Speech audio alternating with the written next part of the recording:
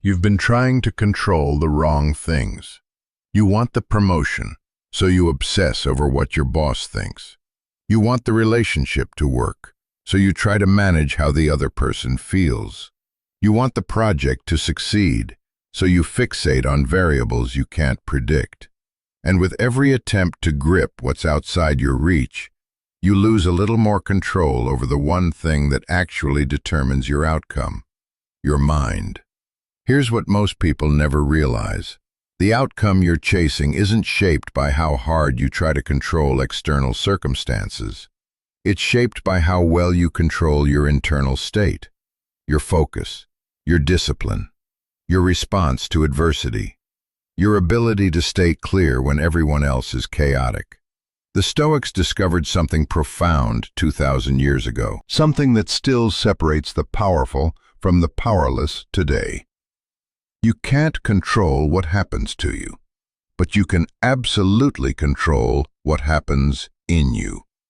And what happens in you determines everything that happens through you. This isn't positive thinking. This isn't manifestation. This is the brutal, practical truth about how reality actually works. Control the mind, control the outcome. If you're ready to stop wasting energy on what you can't change and start channeling it into what you can, stay with this. Because what comes next might be the shift that changes everything. And if you're serious about building that kind of power, consider subscribing. For the part of you that's ready to take the reins. Let's start with the uncomfortable truth. Most of your stress, your anxiety, your frustration comes from trying to control things that were never yours to control in the first place. You're trying to control how people perceive you, how situations unfold, whether your effort gets rewarded, whether life treats you fairly. You've invested your emotional energy, your mental bandwidth, your sense of worth into outcomes that exist entirely outside your power. And every time reality doesn't comply, because it won't, you feel it like a personal failure, like you didn't try hard enough, like you're not good enough. When the real failure isn't in you, it's in where you placed your focus. Marcus Aurelius wrote, "You have power over your mind, not outside events. Realize this, and you will find strength." That's not a consolation prize. That's the entire game. Because the moment you shift your focus from controlling circumstances to controlling your mind, everything changes. Not eventually, immediately. What mental control actually means. Mental control doesn't mean suppressing emotions or forcing positivity. It means becoming the authority over your own thoughts, your reactions, your interpretations, your focus. It means when something doesn't go your way, you don't spiral into victimhood. You adjust your strategy. When someone disrespects you, you don't lose your composure. You choose your response. When fear shows up, you don't freeze. You move anyway. You're not pretending external circumstances don't matter. You're refusing to let them dictate your internal state. Because your internal state is what determines your decisions. Your decisions determine your actions. Your actions determine your outcomes. Control the mind. Control the outcome. It's not mystical. It's mechanical. And it's available to anyone willing to do the work. Law 1. Master your focus. Your mind is a spotlight. Wherever you point it, that's what grows. That's what becomes real. That's what shapes your reality. Most people have never consciously chosen what they focus on. They let circumstances decide. Something bad happens. Their mind fixates on it for hours, days, sometimes years. Someone criticizes them. They replay it endlessly. They make one mistake. It becomes their entire identity. And they wonder why their outcomes never change. It's because their focus never changes. The Stoic discipline. Epictetus said, "It's not what happens to you, but how you react to it that matters." But reaction starts with focus. You can't react well if your attention is scattered. If you're focusing on what went wrong instead of what you can do next. If you're focusing on the injustice instead of the opportunity. The disciplined mind doesn't ignore problems. It just doesn't dwell on what can't be changed. It asks, what can I control in this situation? And points all its energy there. Think about the last time something went wrong. Where did your mind go? Did it spiral into blame, regret, catastrophizing? Or did it immediately move to, okay, what's my next move? The practice. Every morning before you touch your phone, before you engage with the world's chaos, decide what you're going to focus on today. Not what you hope happens, not what you're worried about, what you're going to give your mental energy to. Maybe it's, I'm focusing on showing up with full presence. Maybe it's, I'm focusing on controlling my reactions, not others' actions. Maybe it's, I'm focusing on the next right step, not the entire mountain. Write it down, one sentence, one focus. And when your mind wanders, because it will, bring it back, again and again. That's the practice. That's how you build the muscle. Because where your focus goes, your energy flows. And where your energy flows, your outcomes grow. Law 2. Control your interpretation. Here's something most people never realize. The event itself is neutral. Your interpretation of it is what gives it power. Someone doesn't call you back. That's just a fact. But your mind adds a story. They don't respect me. I'm not important. They're rejecting me. And now you're not dealing with the fact anymore. You're dealing with the story. And the story creates the suffering. The Stoic reframe. Marcus Aurelius wrote, if you are distressed by anything external, the pain is not due to the thing itself, but to your estimate of it. And this you have the power to revoke at any moment. Read that again. The pain isn't in the event. It's in your estimate, your interpretation of the event. You get passed over for the promotion. One interpretation.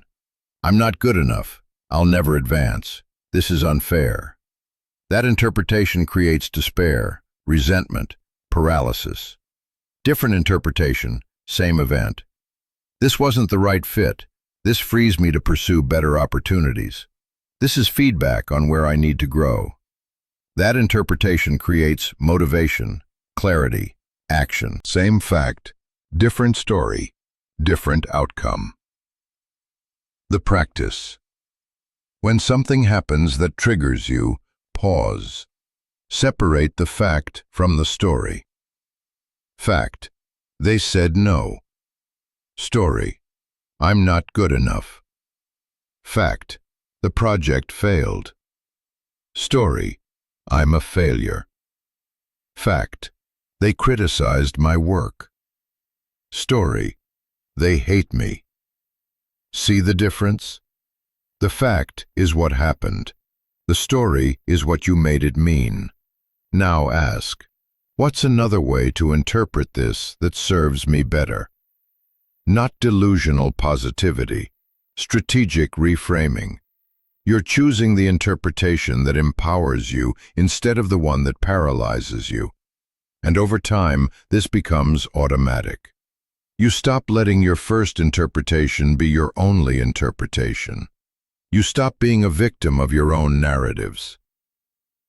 Law 3. Discipline your response. Events don't determine outcomes. Your response to events determines outcomes. Two people face the same setback. One spirals, blames, quits. The other adapts, learns, persists. 5 years later, their lives look completely different. Not because one got lucky, because one controlled their response. The gap that changes everything. There's always a gap, however small, between what happens to you and how you respond. Most people collapse that gap to zero. Something happens, they react instantly. No thought, no pause, just reaction. But the disciplined person expands that gap. They feel the trigger, but they don't immediately act on it. They observe, They breathe. They choose. Seneca said, "The greatest remedy for anger is delay." The same applies to fear, to anxiety, to desperation. Delay. Create space. Let the first wave pass. Then respond from clarity, not chaos. The practice. Build the pause habit. When something triggers you, don't text back immediately. Don't make the decision in the heat of emotion. Don't speak when anger is speaking for you. Take 10 seconds. Take 10 minutes. Take 10 hours if needed. Ask yourself, what response serves my long-term vision, not just my immediate feeling? Because your immediate feeling wants relief. Your long-term vision wants results.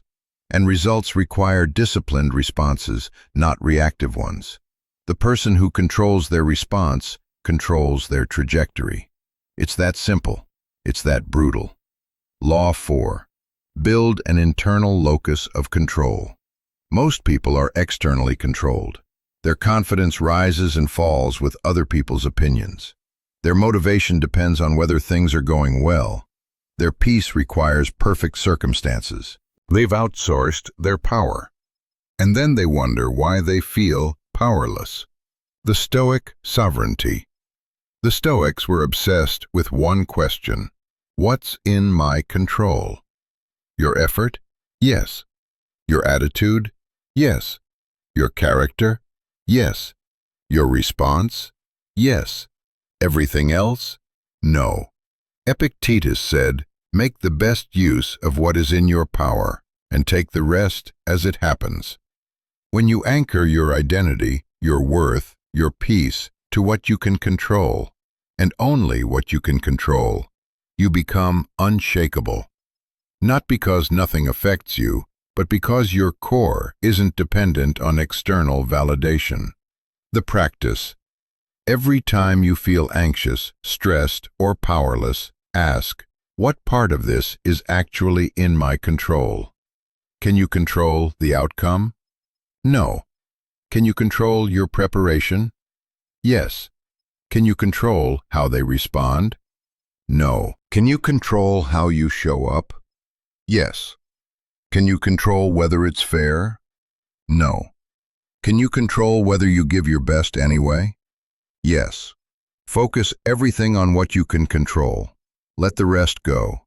Not because you don't care, but because caring about what you can't control is wasted energy. And wasted energy produces wasted outcomes. Law 5. Practice mental rehearsal. The mind doesn't distinguish well between what you vividly imagine and what you actually experience. That's either your greatest weakness or your greatest weapon. Most people use imagination against themselves. They rehearse worst-case scenarios. They replay past failures.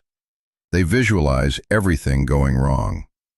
And then they wonder why they feel anxious, why they hesitate, why they underperform. The Stoic preparation. The Stoics practiced premeditatio malorum, the premeditation of adversity, but not to catastrophize, to prepare. Marcus Aurelius would mentally rehearse difficult conversations before having them. He'd imagine obstacles before encountering them. He'd visualize himself responding with composure when others panicked. Not to create anxiety, but to remove surprise. Because surprise creates chaos. Preparation creates calm. The practice. Before any important situation, take 5 minutes to mentally rehearse. Visualize yourself showing up with the energy you want to bring. See yourself handling obstacles with composure. Imagine yourself responding to setbacks with adaptability. Don't just think about it. Feel it. Engage your senses. Make it vivid. Because when the real moment comes, your brain will recognize it. I've been here before. And instead of panic, you'll feel familiarity. Instead of freezing, you'll execute. Athletes do this. High performers do this. The Stoics did this 2,000 years ago. Your mind is a simulator. Use it to practice the outcomes you want, not the fears you're avoiding. Law 6. Cultivate emotional discipline. Emotions are energy, and energy can either drive you forward or drag you under. The difference is discipline. Most people are emotionally reactive. They feel something, they act on it. They're angry, they lash out. They're afraid, they avoid. They're discouraged, they quit. But emotions aren't commands, they're signals. And signals require interpretation, not immediate obedience. The Stoic filter. Seneca wrote, "A gem cannot be polished without friction, nor a man perfected without trials." The trial isn't the emotion itself. It's what you do when you feel it. You can feel fear and still move forward. You can feel anger and still speak with composure. You can feel doubt and still show up. That's emotional discipline. Not suppression, not denial. Control. The ability to feel the wave without letting it drag you out to sea. Name the emotion without becoming it. Instead of, "I am anxious," say, "I'm noticing anxiety." Instead of, "I am angry," say, "There's anger present." Instead of, "I am discouraged," say, "Discouragement is showing up." That shift, from identification to observation, creates space. And in that space, you choose. Do I act on this emotion, or do I act despite it? Most of the time, the disciplined choice is despite. Not because the emotion is wrong, but because it's temporary. And temporary feelings shouldn't dictate permanent decisions. Law 7. Commit to daily mental training. You don't build mental control through intensity. You build it through consistency. One day of focus doesn't matter. One moment of discipline doesn't change your life. But one practice, repeated daily, compounded over time, that changes everything. The Stoic ritual. Marcus Aurelius kept a journal, not for publication, for himself, to process his thoughts, to remind himself of his principles, to recalibrate his mind. That practice, simple, daily, unglamorous, helped him become one of the most powerful and composed leaders in history. Not because he was born that way, because he trained that way. The practice. Build a daily mental training routine. It doesn't have to be long. 10 minutes is enough. Morning. Set your intention. What's your focus today? What values will guide you? Evening. Review your day. Where did you maintain control? Where did you lose it? What can you do better tomorrow? Write it down. Don't just think it. Writing forces clarity. Because mental control isn't a destination, it's a practice, a daily return to the fundamentals, a constant recalibration of where your focus is and whether it's serving you.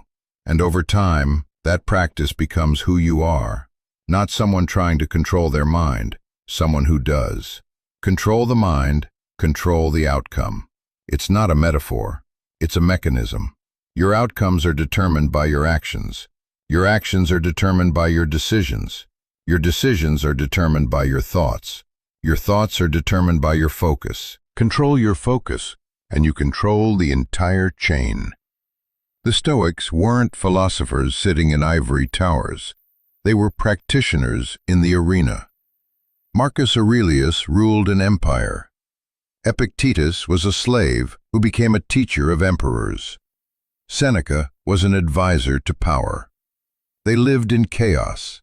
They faced betrayal, hardship, death, and they didn't control any of it. But they controlled their minds, and in controlling their minds, they shaped outcomes that still echo 2,000 years later. That same power is available to you, not someday, today. Every time you choose your focus, instead of letting circumstances choose it for you. Every time you reframe the story instead of being imprisoned by the first interpretation. Every time you pause before responding instead of reacting from impulse. Every time you anchor to what you can control instead of drowning in what you can't. Every time you mentally rehearse strength instead of catastrophe. Every time you observe emotion without being ruled by it. Every time you show up for your daily practice. You're not just managing your mind, you're building a foundation for outcomes most people can't even imagine, because they're too busy trying to control the world. And you're controlling the one thing that actually shapes the world, yourself. So here's the question to carry forward. What outcome do you want? And what mental discipline is required to create it? Not what you need to control externally, what you need to master internally. Because the gap between where you are and where you want to be isn't a lack of opportunity, it's a lack of mental discipline. The quiet work you do today, training your focus, controlling your interpretation, disciplining your response. That's the work that doesn't just change your outcomes, it changes your entire trajectory. Stay focused, stay grounded, and remember, you can't control what happens to you, but you can absolutely control what happens in you. And what happens in you determines everything. Control the mind, control the outcome.